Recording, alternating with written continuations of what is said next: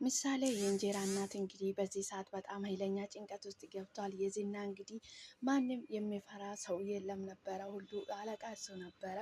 ዛሬ ግን አደበልብል የብሩክ ወንድም በመምጣቱ በጣም ተጨንቋል። በጣም ጭንቀት ውስጥ ገብቷል። ምን ሊሰራ ነው የመጣ በዚህ ሰዓት እንዴት መጣ በማለት እንግዲህ በጣም ተጨንቋል ማለት ነው። አደበልብል እንግዲህ መረጃውን እየፈለገ ነበረ። መረጃ ሲያገኘው ስልክ አገኘ ማለት ነው።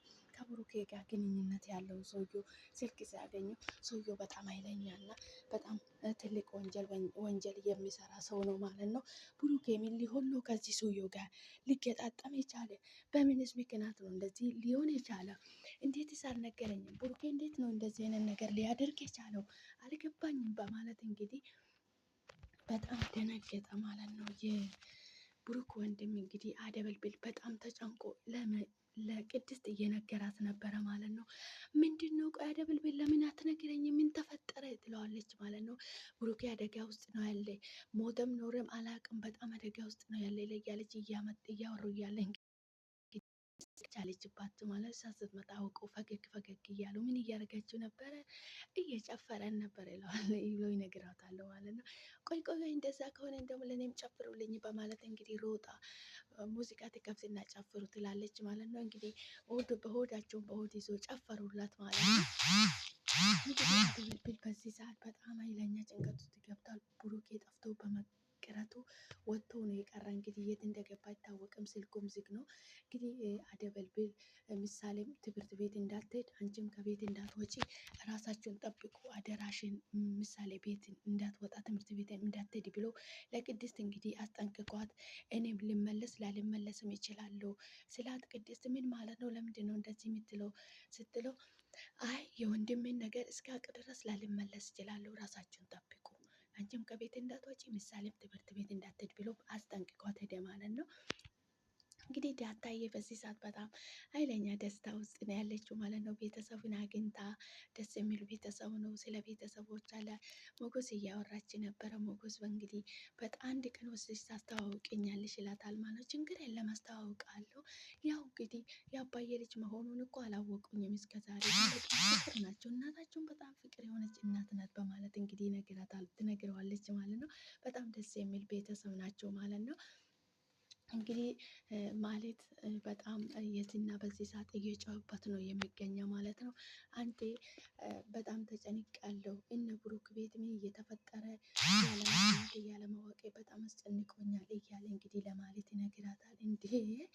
እንዴ ትለዋለች። እንዴ የዝና አንተም ትጨነቃለህ እንዴ ትለዋለች ማለት ነው። እንዴና ልጨነቅም እኔ ሰው አይደለሁም እንዴ ይላታል ማለት ነው። ማለቴ አንተ በጣም ጠንካራ ሰው ነው ትጨነቃለህ ብዬ ስለማላስብ ነው እንደዛ ማለቴ ሳይሆን፣ እንዴ እኔ አሁን ያስጨነቀኝ የብሩክ መጥፋት ሳይሆን አደበልብል በዚህ ሰዓት በመምጣቱ እነ ብሩክ ቤት ምን እየተፈጠረ እንዳለ ያለ መስማቴ ይሄ ነው የሚያስጨንቀኝ። እና ታዲያ አንተ ምን አገባ ቢመጣ ምን ጨነቀ? ምን ያስፈራ? ያለማወቄ አንቺ የማይሞች ድልብ የማይሞች ፕሮፌሰር እያላት እንግዲህ እየሰደባት ነው ማለት ነው። እንግዲህ በዚህ ሰዓት አደበልብል ብዙ ኢንፎርሜሽን እየሰበሰበ ማን እንደሆነ ሰውየው ከሄጄ በዚህ ይህንን ሁሉ ብር የብሩክ አካውንት ላይ ሊያስገባ የቻለ በምን ምክንያት እንደሆነ በአካል ሄጄ መጠየቅ አለብኝ ብሎ እንግዲህ ተዘጋጅቷል ማለት ነው። በምን የተነሳ ለዚህንን ሁሉ ብር ሊሰጠው እንደቻለ፣ የብሩክ አካውንት ላይ ይህንን ሁሉ ብር ሊያስገባ የቻለ በምን ምክንያት እንደሆነ በአካል ቀጥታ ሄጄ መጠየቅ አለብኝ። ወንድሜ ኖረም ሞተም አላቅም፣ ምናልባትም ሞቶ ሊሆን ይችላል በማለት እንግዲህ አደበልብል በጣም ኃይለኛ ስትሬስ ውስጥ ገብቷል ማለት ነው። ሁሉም ተጨንቆ ነው ያሉ። እንግዲህ ብሩኬ ታግዶ ሊሆንም ይችላል፣ ሞቶም ሊሆንም ይችላል በማለት እንግዲህ በጣም ተጨንቋል ማለት ነው። በዚህ ሰዓት የዝና እንግዲህ የሆነ ሰው ፈልግልኝ ከነ ብሩክ ቤት መስረጃ የሚያመጣልኝ በማለት እንግዲህ ለማለት አዟታል ማለት ነው። ወደ ቤት ስትሄድ እንግዲህ እፍራታ አለች ማለት ነው። እፍራታ እንግዲህ ሄዳ ስትነግረው ችግር የለም ብላታለች ማለት ነው። ቅድስት እንግዲህ የብሩክን ፎቶ እያየች እያለቀሰች በስልኳ የምትገኘው ማለት ነው። እንግዲህ በጣም እንደምትወደው ሁላችንም እናውቃለን። ወጥቶ በመቅረቱ በጣም ሌላ ጭንቀት ውስጥ ከቷታል። እያለቀሰች ነው ብሩክ ከቤት ወጥቶ ነው እየቀረ ማለት ነው። እንዲህ ቦታ ነኝ እንዲህ ነኝ ሳይለው ነው እንደወጣ ነው የቀረ ማለት ነው።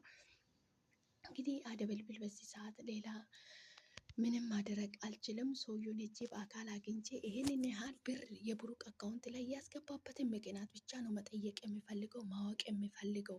ወንድሜ ሞቶም ሊሆን ይችላል፣ ታግዶም ሊሆን ይችላል ለሆን ማለት ነው እንግዲህ ምሳሌ እስከ ዛሬ ብሩኬ ወደ ውጭ ሄደዋል ብሎ ነው ተነግሮት ያለችው ማለት ነው። ቅድስት እንግዲህ እያለቀሰች ነበረ። ምሳሌ ስትመጣበት ምን ሆነች ነው እያለቀሰች ነው እንደ ቅድስት ያላለቀስኩም ትል እንዴ ትልቅ ሰው ይዋሻል እንደ ቅድስት ትለዋለች ማለት ነው። አረ አዎ እያለቀስኩ ነበረ ምሳሌ ትላታለች ማለት ነው። ለምንድን ነው ያለቀስሽው ትላለች ማለት ነው።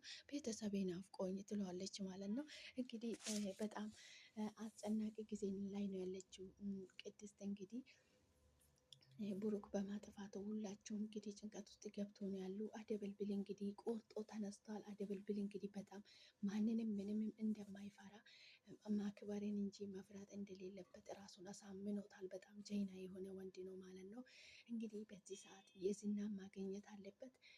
ጫፍ አግኝቻለሁ፣ በዚህ ሰዓት እኔ የዝናን ነው ማግኘት የምፈልገው ብሎ ዝናን ማግኘት ፈልጓል መጀመሪያ ማለት ነው። እንግዲህ ማለት ለኤፍራታ ሄዳ እነ ብሩክ እየተፈጠረ ያለውን ነገር እንድትነግረው ፎርሜሽን እንድታመጣበት ሪፖርት እንድታደርገው ነግራታለች ማለት ነው። እኔ ምንም ችግር የለብኝም ክፈሉኝ እንጂ ችግር የለም ብላለች ማለት ነው። እንግዲህ አደበልብል ደግሞ እነ የፍራት እና የዝና ምን እየሰሩ እንደሆነ ስለ ብሩክ መስረጃ እንድታመጭልኝ ብሏታል ማለት ነው። እንግዲህ አደበልብልም ለአደበልብልም መስረጃ ትሰጣለች፣ ለነ የዝና መስረጃ ትሰጣለች ማለት ነው። ኤፍራታ እንግዲህ ሁለት ስራ እየሰራች ነው ማለት ነው። እኔ ኤፍራታ በጣም ነው የምታስቀኝ። በነገራችን ላይ የሆነ ነገር አድርጉ ስትለው መጀመሪያ ብር ስጡኝ ትላለች ማለት ነው። እንግዲህ ይሄ ድራማ በጣም እነሱ በድራማ መልክ ቢያመጡም እንግዲህ በህይወታችን ውስጥ ሊከሰት ሊደረግ ሊከናወን የሚችል ነገር ነው ማለት ነው። ምሳሌ የእንጀራ እናት እንግዲህ በጣም የሚገርም በጣም አስተማሪ የሆነ ድራማ ነው ማለት ነው። ቅድስት እንግዲህ በጣም ተጨንቋለች። በጣም ቅስሟ ስብር ብሎ ነው ያለችው። ምሳሌ ምን ሆንሽ ነው ቅድስትዬ አንቺ ትለዋለች። እኔ ምንም አልሆንኩም ቤተሰቤ ብቻ ነው ናፈቁኝ ትላለች ማለት ነው። ምንም እንዳትናገርም ተብላለች። እኔ እዚች ልጅ መልስ እንዴት ነው የሚሰጠው በማለት እንግዲህ እሷም ተጨንቃለች ማለት ነው። ማለት እንግዲህ ለኤፍራታ እንደዚህ እንደዚህ እነ ብሩክ ቤት እየተፈጠረ ያለው መስረጃ እንድታመጭልኝ ብላ ነግራታለች ማለት ነው። እኔ ችግር የለብኝም ብላለች። ኤፍራታ ተስማምታለች ማለት ነው።